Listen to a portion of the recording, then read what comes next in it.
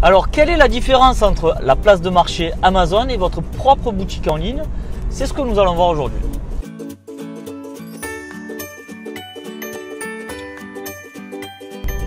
Salut, c'est Serge de Passion e-commerce. Alors aujourd'hui, j'avais le choix.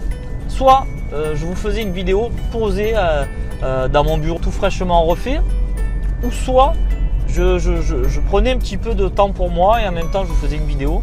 Alors comme vous pouvez le voir là, ben voilà, là en plus là où je passe il y a du soleil. Ben, aujourd'hui c'est une journée qui est superbement ensoleillée. Et comme tout bon Marseillais, ben, dès qu'il y a du soleil, ben, j'ai besoin d'aller le voir un petit peu. Je vous parle souvent de soleil, je sais, je suis désolé, mais voilà. À Marseille, on aime bien le soleil et on aime bien aussi prendre du bon temps et apprécier les choses. Donc voilà, en fait, ma décision a vite été prise. Donc je me suis bu un petit café, je me suis dit, ouais, allez, vas-y, va prendre du temps, embarque le matos et c'est parti. Alors je vous présente les nouveaux cyclos. Voilà, de nos jours, eh ben, c'est plus des cyclos qu'on est jeunes, c'est des petites voitures. Je trouve ça super sécurisant. Je suis sûr que si j'avais eu ça à l'époque, ça aurait été la classe. Ça existait déjà à mon époque, mais là, vraiment, il y en a de plus en plus chez nous. Je sais pas si vous c'est pareil. Bref. Allez, ça y est, on est en mode balade. J'ai mis les chaussures de rando. Et oui, et d'ailleurs, je voulais vous montrer les belles chaussures de rando que j'ai. Alors, ceux qui sont inscrits à l'espace membre comprendront. Et on est parti pour voir ensemble quelle est la différence entre Amazon et votre boutique en ligne. Parce que de nos jours, Amazon remporte tous les suffrages. Je le vois de toute façon, hein, dès que je fais une vidéo où je mets dans le titre le mot Amazon, ben, directement cette vidéo est beaucoup plus visible. Alors que si je ne parle de Google et d'AdWords et de tous ces copains, ben, bizarrement, moins de clics. Alors pourquoi? Ben, parce que tout simplement Amazon attire les débutants. Et même moi, je me suis même surpris la dernière fois. Je me suis même surpris, tiens, on va rester là, il y a un petit rayon de soleil. Je me suis même surpris la dernière fois à vanter les mérites d'Amazon. J'ai un pote là, Thomas, d'ailleurs, Thomas, si tu me vois, salut. Thomas qui m'a dit, Serge, ça serait bien qu'on se voit, j'aurais des questions à te poser. Vu que je vois que tu maîtrises un petit peu le e-commerce, peut-être que tu peux m'aider. Et il cherchait une idée. Il ne savait pas trop ce qu'il voulait faire. Il se cherchouillait. En fait, ce qu'il ne savait pas, c'est les produits qu'il allait vendre. Et moi, je lui ai posé les questions habituelles. Hein. Qu'est-ce qui te plaît? C'est quoi tes passions? Enfin, il faut partir de là. Hein. On part tous de là. On part d'une passion. On part d'un truc qui nous plaît. On part d'un truc qu'on a vu, qui nous inspire, un truc qu'on aimerait faire, un truc qu'on sait faire. En fait. En général, un e-commerçant, il part de ça. Et après, il crée son business autour. Alors, si vous n'avez pas vu la vidéo sur quoi vendre sur Internet, je vous invite à aller la voir. Je vous laisserai un lien dans la description. Donc voilà, j'explique à Thomas que, Thomas, si tu n'as pas de passion, si tu n'as rien, ça va être compliqué. Et puis il me dit, oui, ma passion, c'est ça. Bon, alors je vais pas vous dire sa thématique, mais il m'explique un truc. Il me dit, par contre, c'est super saturé sur Internet. Il y a des très gros qui sont déjà présents et ça va être compliqué. Et c'est là que je lui ai dit, et pourquoi tu n'essayerais pas d'acheter quelques produits et d'essayer de les vendre sur Amazon? Et en lui disant ça, je me suis dit, putain, tu te rends compte, tu es en train de parler de lancer un business avec la plateforme Amazon. Amazon qui est quand même, faut le dire, hein, pour un e-commerçant, Amazon c'est un tueur de business. Parce qu'une fois qu'Amazon se met à vendre vos produits, déjà de une, ils les vendront moins cher et en plus de ça, ils vous feront une forte concurrence. Et donc je me suis dit, voilà, tu es en train de le lancer sur ça. Et après je me suis dit, et pourquoi pas? Et pourquoi pas? Moi quand j'ai démarré dans le e-commerce, c'était à l'époque où il n'y avait que Google. Alors bon, je voulais déjà raconter quelques fois l'histoire, c'est pour ça que je vais la faire courte, mais il n'y avait que Google et c'était super simple de se retrouver premier sur une requête qui aujourd'hui est très concurrentielle et qui est quasiment impossible à se positionner. Donc moi j'ai commencé comme ça avec de la facilité, avec des fournisseurs qui étaient en sorte de drop. Alors c'est pas des fournisseurs en dropshipping, c'est plus des fournisseurs en flux tendu. D'ailleurs c'est ce que je vous invite à faire quand on débute. Le drop c'est très concurrentiel, mais en France il y a plein de distributeurs, plein de fournisseurs, de grossistes qui vous proposent des produits avec un catalogue étendu. Travaillez avec eux pour commencer et après vous irez chercher des prix chez les Chinois avec AliExpress et compagnie. Mais enfin, c'est pas un coup de gueule que je veux faire, mais presque. faut arrêter de croire que en allant sur AliExpress ou Alibaba, que vous allez faire rentrer un container de je sais pas quoi, que vous allez faire un coef 10 dessus et que vous allez tout vendre sur Amazon dans l'espace de la nuit. Après, bon, je veux bien, attention, hein. Moi je suis persuadé, je suis sincère en disant ça, je suis persuadé qu'il y a des personnes qui font de l'argent avec Amazon. Par contre, quand vous vendez sur Amazon, il faut bien comprendre un truc, c'est que vous êtes un acheteur. Vous allez chercher les produits qui se vendent, une fois que vous les avez trouvés, vous les vendez sur Amazon. Le temps est compté. Si c'est un produit qui n'est pas encore à la mode, pardon, je suis en train de me casser la gueule, on va se mettre sur un truc plus stable. C'est-à-dire que si le produit n'est pas encore, où il n'y a pas beaucoup de concurrence, vous allez le vendre, mais dès qu'il va y avoir de la concurrence, c'est fini, c'est éphémère. Donc votre job à vous, ça va être de trouver le produit, trouver le produit, trouver le produit. Vous allez passer votre vie à chercher le produit. Alors attention, en e-commerce, je ne dis pas que vous n'allez pas vous emmerder aussi à faire d'autres choses chronophages. Hein. Attention, ce n'est pas du tout ce que je dis. Mais pour moi, Amazon, c'est le commerce de l'éphémère. Vous avez un bon produit, vous le vendez. Une fois que tout le monde le vend, c'est fini, vous ne le vendez plus. En e-commerce, vous ne vendez pas un produit. Vous vendez un concept. En e-commerce, vous vendez comme dans du commerce en fait. Et je prends l'exemple de Maison du Monde. Là. Ce matin, je suis à la Maison du Monde, c'est pour ça que ça me fait penser à eux. Mais quand vous rentrez dans l'univers de Maison du Monde, vous avez plusieurs objets déco. Vous pouvez avoir différents styles en fonction, style scandinave, au style années 60, enfin bref. Et Maison du Monde ont réussi à créer une gamme de produits en fonction d'une idée qu'avait le créateur.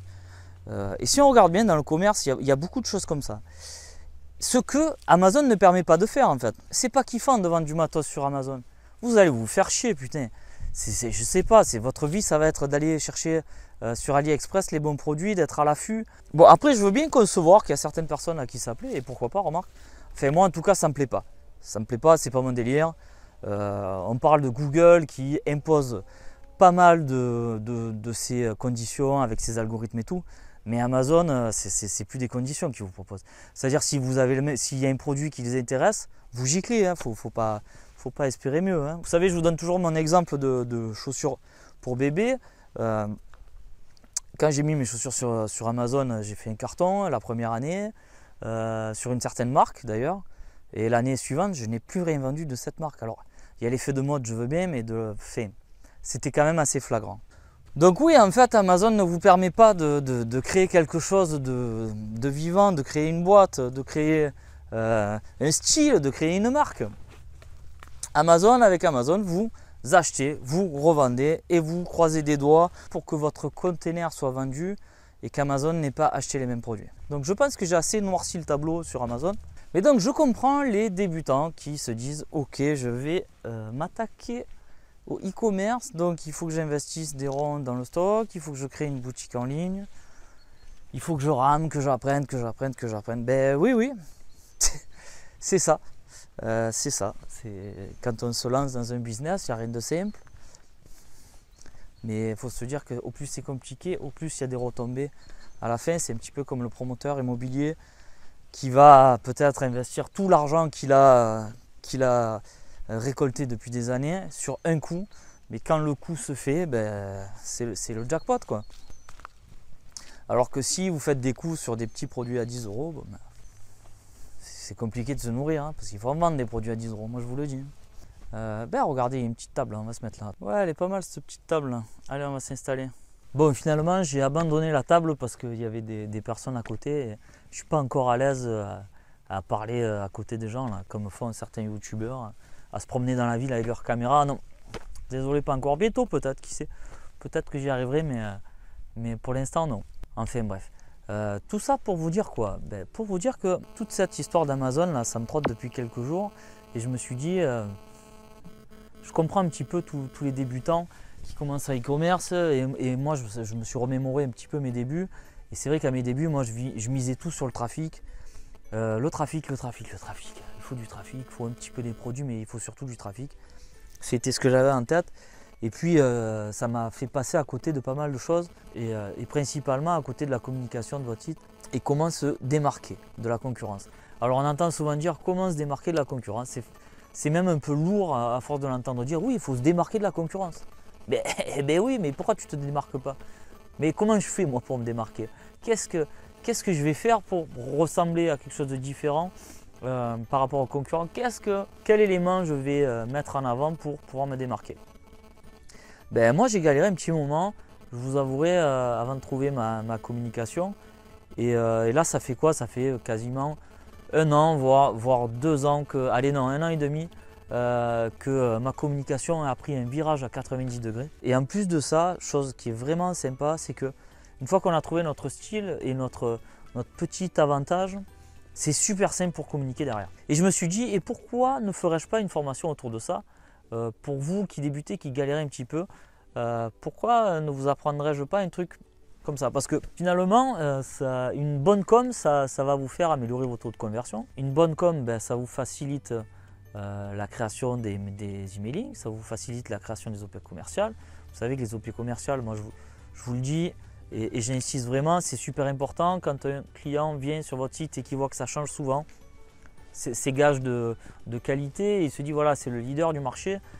Si à chaque fois qu'il y a une opération pour la fête des pères, vous faites quelque chose, pour la fête des mères, même si votre thématique ne colle pas aux femmes, ben vous arrivez quand même à être créatif et à trouver quelque chose. Pour Noël, pour Pâques, pour le printemps, pour les soldes, etc. Si vous arrivez à vous démarquer à chaque fois, ben c'est banco parce que les clients se rappelleront de vous. Et ça va vous aider pour votre boutique en ligne, mais ça va aussi vous aider pour Facebook, ça va vous aider pour Twitter, Instagram et tutti quanti. Alors comment ça va se passer? Ben, en fait, ce que je vais faire, c'est que je vais vous faire une vidéo, une formation en vidéo bien sûr, mais derrière, je vais apporter un support. Voilà, parce que j'ai pas envie de vous lâcher une vidéo comme ça, là. Allez, prends la vidéo et essaye d'être créatif, débrouille-toi.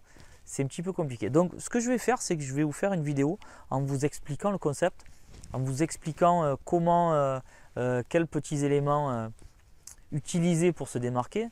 Et à la fin de ça, je vous laisserai réfléchir et je reviendrai vers vous pour qu'on fasse un point ensemble, pour voir si vous avez, si votre réflexion est allée à un bon endroit et si ce que vous allez mettre en place est intéressant. Et ça, je vous assure que si je vous apporte le support et que vous réfléchissez de votre côté, on peut arriver à faire quelque chose de vraiment très sympa et quelque chose qui marquera vos clients. Alors le coût de la formation comparé à une création faite par un graphiste, sincèrement, c'est assez dérisoire. Mais par contre, le prix de la formation sera certes peu élevé, mais par contre, il sera peu élevé pour les gens qui s'inscrivent avant vendredi soir, c'est-à-dire que vous avez aujourd'hui, jeudi et vendredi pour vous inscrire, pour vous préinscrire à la formation qui sortira lundi. Bon allez, on y go. Donc avant de vous laisser, je voulais vous parler d'un événement qui va avoir lieu le 11 et 12 mai sur Marseille, au Parc Chano. C'est l'événement Shake, c'est l'événement digital du Sud. C'est organisé par Hervé Bourdon et Hervé Bourdon va nous faire l'honneur de venir sur cette chaîne. Et c'est ce qu'il m'a dit. Hervé, tu sais que normalement le mois prochain on se fait une petite interview, donc voilà, c'était pour vous dire ça. Alors il faut savoir quand même que Hervé Bourdon, c'est pas n'importe qui, c'est monsieur marketing. Il m'a beaucoup aidé dans la recherche justement de ma communication et voilà, c'est quelqu'un d'important pour moi. Donc voilà, c'est un honneur de pouvoir l'interviewer. Donc voilà, allez, sur ce, je vais lever les chaussures de rando, je vais prendre ma voiture et je vais vous faire le petit montage.